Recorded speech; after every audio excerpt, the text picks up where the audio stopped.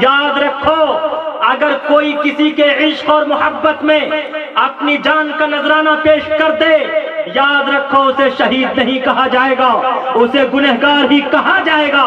اور شریعت خود سے اپنی جان کی ہتیا کرنے والے کو شریعت کی نظر میں وہ مجرم ہے، وہ گنہگار ہے، بلکہ ان کے والدین نے جو انہیں شکشا اور گیان پراپت کروایا ہے وہ بھی گنہگار ہے، کبھی بھی وہ حق پر نہیں ہو سکتا۔ یہی نہیں بلکہ اس سے بھی آگے بڑھ کر وہ آپ نے شبنم کا قصہ سنا ہی ہوگا۔ 14 اپریل 2018 کی رات شبنم نے کیا کیا؟ شبنم ایک رئیس گھرانے کی ماسٹر شوکت کی ایم اے کی ہوئی لڑکی تھی، اور سلیم ایک غریب گھرانے کا لڑکا تھا، اور وہ بھی میٹرک فیل لڑکا تھا۔ دونوں نے آپس میں ایک دوسرے کو آئی لو یو کہا، دونوں نے آپس میں رشتہ کرنا چاہا، لیکن ان کے رشتے کو ان کے والدین نے منظور نہیں کیا۔ دونوں کی محبت عشق میں تبدیل ہو گئی، دونوں نے ایک ساتھ مرنے اور جینے کی قسم کھائی۔ پھر 14 اپریل 2008 کو عشاء کے بعد، کھانا کھلانے کے بعد چائے میں زہر ملا کر شبنم نے اپنے والدین سمیت 7 لوگوں کو زہر ملا کر پلا دیا، کھلا دیا، اور اس کے بعد اپنے عاشق کو فون کیا، جلدی آ جاؤ۔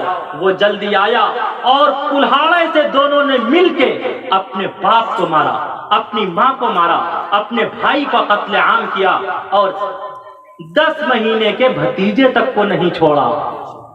جب تحقیق ہوئی، ریسرچ ہوا، تب پتا چلا کہ لاش کے پیٹ سے زہر برآمد ہوا۔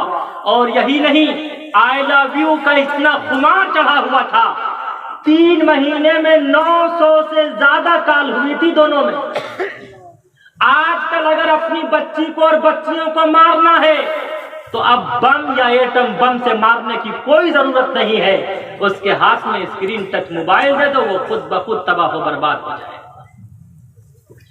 جس رات اپنے والدین کو مارا ہے، اس رات صرف 52 سے زیادہ کال کیا، 52 سے زیادہ فون کیا۔ اور اے مسلمانوں، ہندو مسلم بھائیوں، ذرا سوچو تو صحیح، جس کوکھ سے وہ پیدا ہوئی ہو، جس ماں باپ نے پیدا کیا ہو، اس کے اندر اتنی طاقت و قوت، اتنی جرأت کہاں سے آئی؟ کیا ایسے واقعات سن کر کلیجہ منہ کو آتا ہے، سینہ سوگوار ہو جاتا ہے، پورے وجود پر کپ کپی طاری ہو جاتی ہے، پیروں تلے زمین کھسک جاتی ہے؟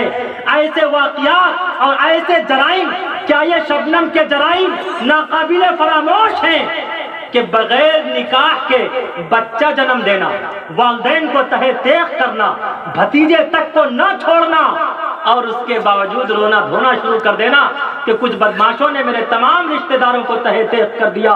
جب پولیس نے انکوائری کی کہ اس گھر کے تمام افراد کو قتل کر دیا گیا، لیکن شبنم کتنی سچی اور اچھی ہے، ان کے جسم پر خراش تک نہیں ہے۔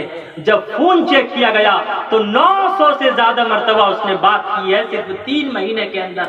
اے مسلمانوں، ایسے جرائم سن کر ایک ادنا آدمی بھی، سپریم کورٹ، ہائی کورٹ کیا، ایک ادنا آدمی بھی کہہ سکتا ہے کہ اسے پھانسی کی سزا ہونی چاہیے، برسر عام اسے قتل کر دینا چاہیے، برسر عام اسے تخت دار پر لٹکا دینا چاہیے۔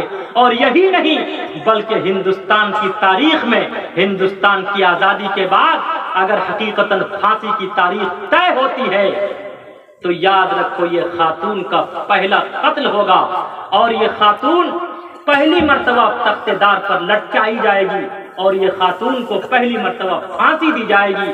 اے مسلمانوں، مجھے کہنا یہ ہے، آج ہم اور آپ اپنی بچیوں کو بوائے فرینڈ کے ساتھ دیکھتے ہیں کہ وہ بوائے فرینڈ کے ساتھ جا رہی ہے، لیکن ہم سب کی پیشانی پر شکن تک نہیں آتا۔